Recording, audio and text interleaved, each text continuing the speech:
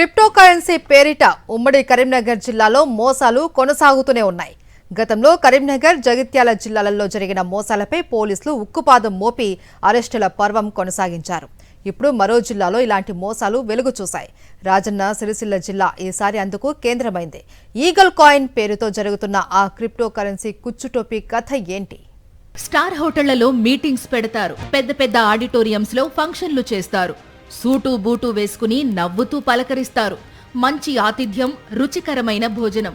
ఈ హంగులు చూసి అడుగు ముందుకేస్తే నేరుగా ఊబిలో పడడం ఖాయం. రాజన్న సిరిసిల్ల జిల్లాలో కొన్ని రోజుల కిందట మరో క్రిప్టో కరెన్సీ మోసం బయటపడింది. 2,25,000 రూపాయల పెట్టుబడి పెడితే రోజుకు 1000 చొప్పున అకౌంట్లో జమవుతాయని నమ్మబలికి కొత్త దందాకు తెరలేపారు కేటుగాళ్లు.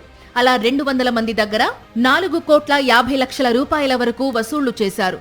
అలాగే పెట్టుబడులు పెట్టేవారిని ఆకర్షించడానికి పెట్టిన కొందరిని విదేశాలకు తీసుకెళ్లారు. చైన్ మార్కెటింగ్ సిస్టమ్ పద్ధతిలో సాగే ఈ నయా దందాలో 18 నెలల్లో 11 లక్షల దాకా పెట్టుబడి పెడితే ఆ తర్వాత దానికి 3 రెట్లు మొత్తం అంటే 30 లక్షలు సొంతమవుతాయని ఆశ చూపించారు. అలా ఆశ చూపిన వారిలో కేవలం 1,20,000 రూపాయలు మాత్రమే వచ్చిన రాజేందర్ అనే వ్యక్తి ఇచ్చిన ఫిర్యాదుతో ఈ ఈగల్ కాయిన్ క్రిప్టో దందా బయటపడింది. ఈగల్ కాయిన్ క్రిప్టో పేరిట నడుపుతున్న దందాలో సిరిసిల్ల, వేములవాడకు చెందిన 100 మందితో పాటు కొందరు ప్రముఖులు మోసపోయినట్టు పోలీసులు గుర్తించారు. సిరిసిల్లకు చెందిన 6గురిపై చీటింగ్ కేసుతో పాటు పలు కేసులు నమోదు చేశారు. అదే సమయంలో జిల్లాలో ఇంకా ఎక్కడైనా ఈగల్ కాయిన్ క్రిప్టో దందా సాగుతోందా, అసలు దీని మూలాలెక్కడున్నాయనే కోణంలో దర్యాప్తు చేస్తున్నారు. ఈ పాషా రవికుమార్, దోమల ప్రవీణ్, ఆడపి శ్రీధర్, గొంగని వేణు, మాచికట్ల సుధాకర్, సుభాష్ అని ఈ వ్యక్తులు లీడర్లుగా వ్యవహరిస్తూ కింద వాళ్ళకి మల్టీ లెవెల్ మార్కెటింగ్ అంటారు, చైన్ మార్కెట్ అంటారు దీన్ని.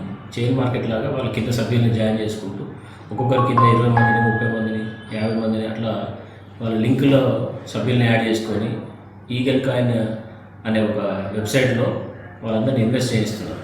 క్రిప్టో కరెన్సీ దందాలకు తెగబడుతున్న వారిపై కేసులు నమోదై జైళ్లకు వెళుతున్నా వీళ్లల్లో మార్పు రావడం లేదు. కొన్నాళ్లు జైలుకెళ్లి బెయిల్పై బయటకొచ్చి మళ్లీ కొత్త పేరుతో అమాయకులకు కుచ్చుటోపీలు పెడుతున్నారు. కొద్ది కాలం కిందట కరీంనగర్, జగిత్యాల జిల్లాల్లో బట్టబయలైన భారీ మోసాలు మరువక ముందే ఇప్పుడు సిరిసిల్ల జిల్లాలో ఈగల్ కాయిన్ క్రిప్టో పేరిట మరో మోసం వెలుగులోకి రావడం ఆందోళన రేకెత్తిస్తోంది.